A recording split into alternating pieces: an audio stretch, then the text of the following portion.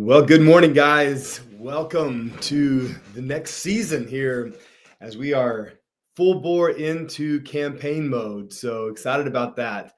And this is the first official episode of the new season for the Jake for the State podcast.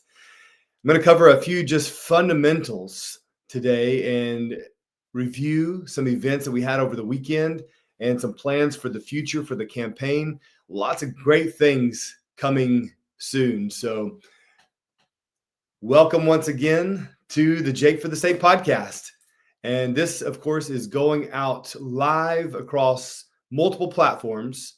So, this is going on Facebook, on YouTube, on Rumble, and on X. So, hitting a few different platforms this morning. Appreciate you wherever you're tuning in.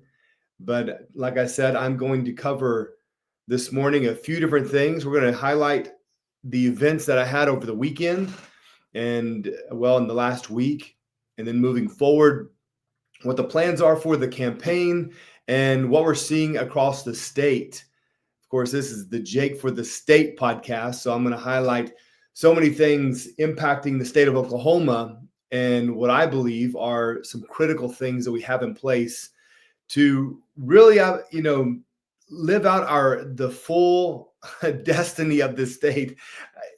I can't wait to tell you about one particular thing about a group that we met that came up from Texas to Oklahoma because they just sense that great things are happening in Oklahoma. So I'm going to get to that story in just a second. But a little different format this morning than the radio, if you are familiar with the radio station and my program I've had over the last 2.5 years, the Jake Merrick Show. Such a tremendous blessing. I mean, that was a great experience. And of course, I am filing this week. This is the week I officially file to run for governor. Like I said before, there was some conversation and debate as far as what the plan should be.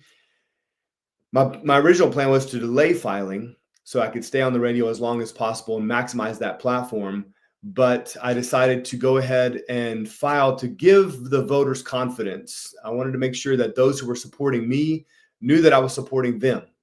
And I believe it was time to file. So we went ahead and make that decision. Of course, that required me to leave the radio station, and they have a brand new show airing this morning, but this is going to be my platform. My goal is to come here to you, same time, same place. Well, same time, different place. The Jake for the State podcast will be my primary platform to connect with you, to get my message out. And we're going to be taking this all across the state of Oklahoma. So we have plans as we go out across the state to continue this show. I'll be doing some one-on-one interviews with a lot of people. I'll be doing some in-person investigation into what's happening around the state and hearing from Oklahomans about what is important to them, what's important to you. That's very critical that we hear from the people. I'm going to give you an update on what I heard from the people down in Hugo, Oklahoma. I had a chance to be with them recently, and that was an amazing experience. So lots to get to today. We had the Oklahoma Rising event over the weekend, and it's amazing how much you advertise and get the word out, and then after the fact, people are like, well, if I'd have known it was happening, I'd have been there. It's like, well, I don't know how much more we could have done to let people know it was happening, but it was an incredible event at the Capitol, the state capitol here in Oklahoma, and I called it Oklahoma Rising because it was a call for the people to rise. And I believe as the people across the state rise and step into their place, that Oklahoma as a whole will rise. And, this is the vision I have for the state of Oklahoma, is for the people once again to rediscover who they are, the power that they truly have, given by God, protected by our constitutions. I say plural, our federal constitution and our state constitution. But those rights are protected. And now it's a matter of us knowing those rights and living by them. So I have a vision to see people reinvigorated and re-engaged in the process. My plan is to go around the state connecting with people who have been disconnected, have decided that the system is corrupt, which it is, and that their voice has been minimized, which it has, and to encourage them to step back up and take their place. Because here's the deal, guys. No one is going to give it back. Politicians are not going to say, oh, you know what? You're right. Maybe we overstepped. Maybe we should give that power back to the people. No, it's going to require the people to rise and to take it back. And you take it back by stepping up, getting engaged, and knowing the process. Like I said, there's a lot of ignorance because I think that our schools have failed us in that area. A lot of ignorance when it comes to the political process. And so we have to relearn. We have to re-educate ourselves. And with that education, apply it by actually getting engaged, having hard debates, having critical discussions. I've been saying so many times over the last few weeks that I am very willing to sit at the table with anybody and everybody to have discussion about different issues. Lots of conversation around the tribes. What are you going to do about the tribes? Well, I think we have to start by sitting at the table with them, having discussions with them, and figuring out a solution to this very messed up situation we're in right now. So we as a whole, it's not just on one person or one group of people, it's we as a whole, the people, need to have these critical discussions. Of course, we are lost in entertainment. We are hyper-stimulated by our handheld devices, and this consumes us. It consumes our thoughts. It consumes the hours of our day. So the days are lost with frivolous activity. And there is a call to get back engaged, to get re-engaged into the things that really matter, the things that are going to impact our lives, our families' lives. And I think that is happening as people realize the seriousness. Ever since COVID, I think COVID was a transitional time for us all, where it said, you know what? If you do not stand for these things, if you do not ensure these things are there, then your very liberty will be jeopardized. And we saw so many churches shut down, businesses shut down, individual freedoms shut down. And until the people started stepping up and pushing back and saying, hold on, we're not going to just wear a mask because you mandate it. We're not going to just run to the nearest clinic and get a vaccine because you say it's in my best interest. Now, I have a brain, and I'm going to do what I believe is in my best interest and in the best interest of my family. So this is critical that we fight to preserve our individual rights and our individual liberties and those things that are best for our families and our businesses. This is what I lead with when I'm running for this critical seat as governor of Oklahoma.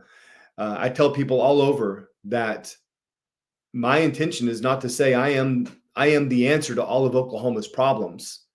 No, I believe the answer to Oklahoma's problems lies with her people. It lies with you. And it's important for those in these elected positions to understand that and to protect from government overreach. We don't need more government, guys. We need less government. We need less government. I want to look a little bit at some history, covering some fundamentals. There's a lot going on. Won't be able to cover all of it today, of course. You know, the big, beautiful bill and what's happening up in DC. Let me see here. Some of this morning, I have to make sure that in this new platform, I've got a new little setup here that I will figure out as we go forward. But there's a few different features here that I want to make sure that I get right. But I'm going to keep it pretty basic and straightforward today until we get that figured out. But when we talk about fundamentals and returning back to those critical, the foundation of things, we look at some things just like the fundamental tenet that says government is instituted for the good of the people. And it seems straightforward. It seems obvious to so many of us, but I think oftentimes that's lost. You know, when the Puritans came, they believed in the depravity of human nature. When they came over from England and the various countries, many of them were seeking religious freedom. And they believe fundamentally that human nature is flawed. And the purpose of all government, whether that's self-government or family government or church government or civil government, it was to maintain order and restrain wickedness. Get that? To maintain order and restrain wickedness. It was not to meet all of your needs. It was not to take the place of God. And oftentimes we've come to that place where we are looking to government for those handouts, for provision. You know, I've said this a few times lately, but I met with a lady who was very concerned about where she lives. She lives in a food desert, meaning there's no good place to buy produce, fruits, and vegetables. The last remaining grocery store closed down in her neighborhood, in her city, not just her neighborhood, in her city. There was not a grocery store in her small little town. So it was forcing people to drive 30, 40 miles to the nearest grocery store. She said the only place to buy anything is Dollar General. And there was a big concern, especially for those with living on a fixed income. And she was working on petitioning the government here in Oklahoma, our legislature, on how to subsidize that and help people eat. Well, that was very concerning to me. We do not want the government feeding us. When you get to a place where you're depending on the government for your food, you're in a very bad place. So I was encouraging her not to pursue that route, but depend on God. And we can't just say, well, just pray about it. I'm starving. We'll just pray about it. No, but we have to look locally. There is an answer. And I believe it's found within the church. It's found within the community of saying, how do we address this very serious problem? But we cannot run to the government to meet that need. That's why I always say, big God, small government. Small God, big government. I serve a big God. And because of that, I believe in a limited government, a government that has its place, but we don't want it to expand outside those boundaries. Like I said, the Puritans coming over, they believed in the depravity of human nature and that the purpose of government was to maintain order and restrain wickedness. And they believed that since God established civil government, the purpose of civil government was not to tyrannize or oppress the people, but it was there for their good. Pastor John Davenport of Boston, in his 1663 sermon, A Discourse on Civil Government, he said this about its purpose. It was ordained of God, and its purpose, like the government of Christ and of God himself, was the good of people. Think about that. Do you trust that our current government has your best interest in mind? That's a big question. And you'll know, not by the way that the government promises to meet all of your needs, but the way in which your government trusts you to meet your own needs, that empowers you to be the answer to the problems in your community. So, very important that we understand the nature of government, why it exists. And when we talk about elections here in the state of Oklahoma, the men and women that we elect must understand this. They must have a fundamental understanding of the role of government. There is absolute truth. There is right and wrong. There is natural law. There is moral law. In a day of relativity, in the day of pluralism, in the day of emphasizing humanism, many of these fundamental principles are lost. And so I'm going to spend some time just reiterating this and emphasizing this because we need to hear it again. And hopefully some fresh ears, even hearing it for the first time. I don't expect our public schools, most of them, to teach this. And unfortunately, in many of our churches, it's not being taught. But it's important to understand because this dictates what our daily lives look like based on the laws that we live under. Thomas Jefferson, he opens our Declaration of Independence with these words.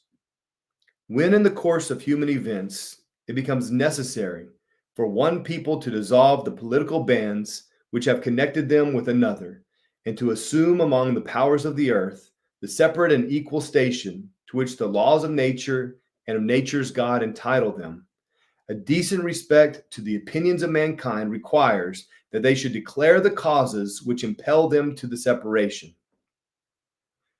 Now, you may have caught a very critical statement he said there. He referred to the laws of nature and of nature's God. Now, that wasn't just a creative, poetic thing that Thomas Jefferson added. It was actually rooted in legal terms defined by Blackstone's commentary on the law. That was the standard in the day, Blackstone's commentary. And Blackstone, Sir William Blackstone, he was an English jurist. He published his 4-volume commentaries on English law. And this was the standard of the day. Blackstone said, get this, man, considered as a creature, must necessarily be subject to the laws of his creator, for he is entirely a dependent thing. And consequently, as a man depends absolutely upon his maker for everything, it is necessary that he should in all points conform to his maker's will. The will of his maker is called the law of nature. The doctrines thus delivered we call the revealed or divine law, and they are to be found only in the Holy Scriptures. No human laws should be suffered to contradict these. There's a big question right now about are certain individuals saying too much about God in the political sphere. Well, when you go back to where this country founded, to when it was founded, and the players, the voices of the day, the ones who wrote our founding documents, listen to the way they talk. They were unashamed and unreserved about it. They said, this is rooted in the law of God. They referred to the law of nature that was instituted by God and nature's God, God himself. So natural law includes things that are observable in nature, like gravity or the right to defend your property. And then you have God's law that's found in the Word of God. Blackstone, he said, the biblical worldview of our founders believed that when God had spoken the matter, when God had spoken, the matter was settled. You had James Wilson. He was a member of the original U.S. Supreme Court. He said, it should always be remembered that this law, natural or revealed, made for men or for nations, flows from the same divine source. It is the law of God. Human law must rest its authority ultimately upon the authority of that which is divine. This is what made America great. And this is how we make America great again, is returning to this fundamental, undeniable principle based on the law of nature and in nature's God. That law is rooted in the Word of God. That all law comes from God. Alexander Hamilton, he was one of of course, the original signers of the Constitution, one of the principal authors of the Federalist Papers. He said, the law dictated by God himself is, of course, superior in obligation to any other. It is binding over all the globe, in all countries, and at all times. No human laws are of any validity if contrary to this. No human laws are of any validity if they violate God's laws.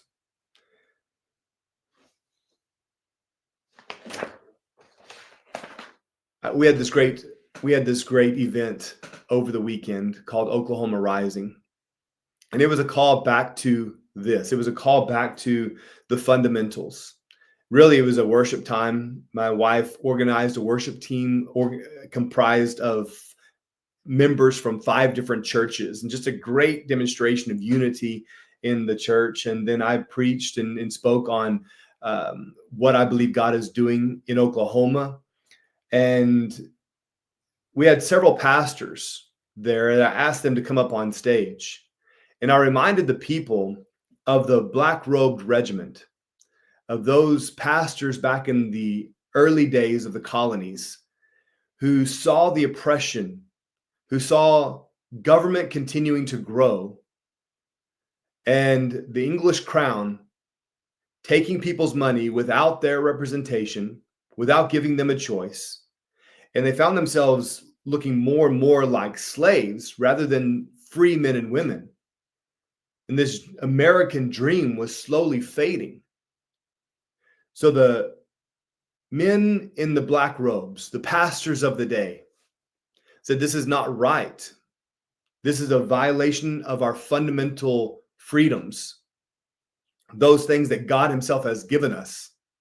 And he saw that government was stepping outside of its bounds and violating the individual liberties of the people. So they took off their traditional black robes and they called their men to arms to go push this tyranny back. Man, such a powerful thing. And, if you take this down to a personal level and you say, you know what? If someone is breaking down your door in your home and you want to be a good Christian, so you say, you know what? I'm not going to get involved. I'm not going to get involved.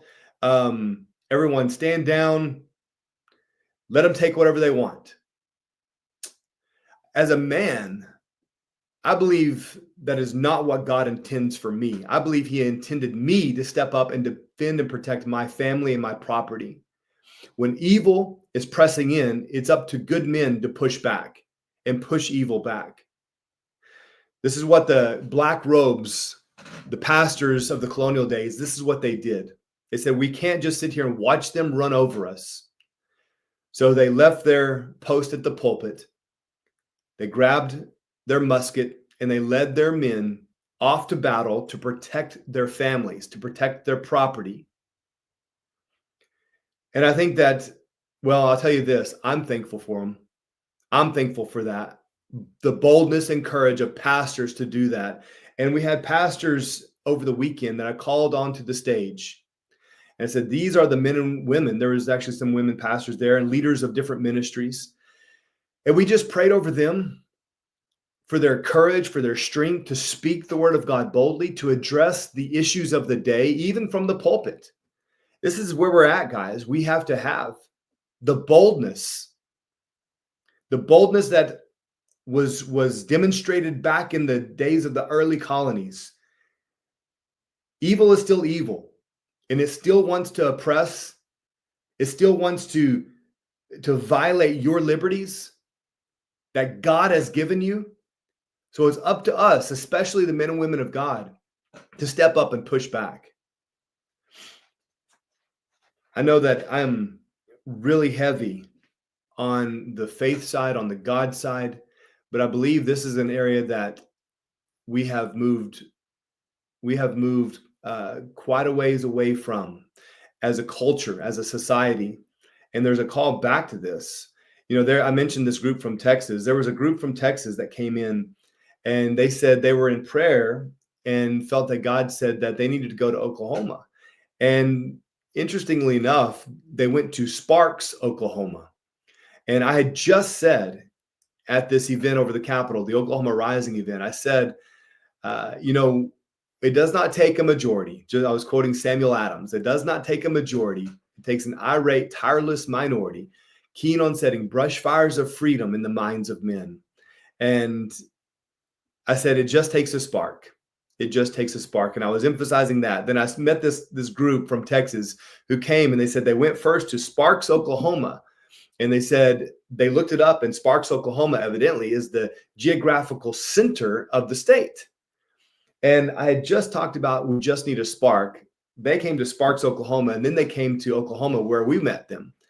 And it was a God connection, absolutely. But I believe that it was what the Lord was saying to me was the fire is on. The sparks have been made, that things are now going to sweep across the state. And so this is my anticipation, and this is my expectation for this next year, is just a massive wildfire of revival sweeping across the state of Oklahoma that will result in the right form of government. So I say it all the time. You've heard it before. Politics is downstream from culture. Yet so many times we spend our time downstream. We spend our time down here when we should be going back to the source, which is in the culture itself. If we make the culture right, politics will inevitably be what it's supposed to be. So I'm going to spend a lot of time out in the culture, out with the people, where I believe it really matters. And what happens at the Capitol, what happens in the election will be right once the people are right, once the culture is right. And the people and the culture cannot be right until we're called back to the lawgiver, the rights giver, and that's God himself. So let me just read you these words of Pastor Roger Williams, who is also the founder of Rhode Island. And he said, the sovereign, original, and foundation of civil power lies in the people. And it is evident that such governments as are by them erected and established, have no more power, nor for no longer time, that the civil power or people consenting and agreeing shall be trust them with. So who maintains the power? The people. The people do. And this is the message that has to be preached long and hard. It's what I'm going to bring, is a reminder to you that you are the government, that you determine the future of Oklahoma. Do not have this misguided understanding that if we elect the right person, all will be well. No, all will only be well when we exercise our authority first with our persons in self-government, then with our family, with the proper family government, in our communities, and in our state with the right civic government. But it starts with the individual, in the families, then your local community, and the state. And we can't get that upside down. We can't think that it starts at the state and then trickles down to us. No, it's got to be a bottom-up movement. And the movement is on, guys. Our next stop is Chickasha, Oklahoma. So I'm going to be going there, and tons of people. We got teams ready to go, and I'm excited. We have churches on board down in Chickasha, and we're going to be hosting an event, if not multiple events, and we're going to have some fun with it. We're going to have some big fun, but we're also going to be calling the people to action, and then we're going to replicate this across the state. So I believe this is where the answer lies. This is going to be the heartbeat of my campaign moving forward. You can go to jakemerrickforgovernor.com and find out more. If you want to get involved, there's you can click there. It says join the movement. Just click on that button. It'll take you there where you can sign up, and we'll be reaching out to you. But jakemerrickforgovernor.com. And big shout out to Lucas for putting together this really incredible website. At the first page, you'll notice that it's got a cool feature there where you click on an issue and it shows the typical politician's response, and then it shows my response, and then it highlights the scripture or the principle on which my response is based.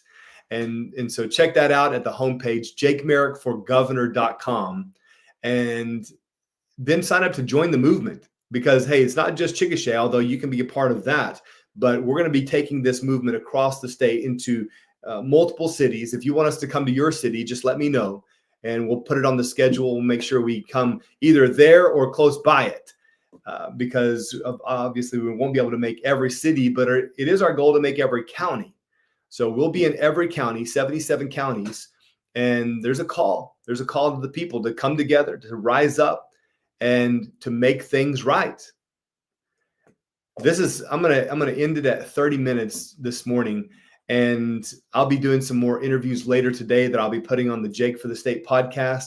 But you can find this podcast on Apple Podcasts, Spotify, wherever you find your podcast. But if you would do me a favor to like this, share this, And if you're on YouTube, subscribe, and that will help grow this channel, help get the word out. But I'm going to be coming here 7 a.m. every morning, and I'm going to figure out some more of these features because I want to actually hear from you. And I know we got some comments coming in. And good morning to all you guys. I see you, Miss Karen and Tammy, Matthew, Julie. So good to see all of you guys. Got a full crowd this morning, but I know that more people will see this later in the day. So be sure to share this. Lori, good to see you. Like I said, share, like, and subscribe. All right, guys. God bless you all, and I will see you tomorrow.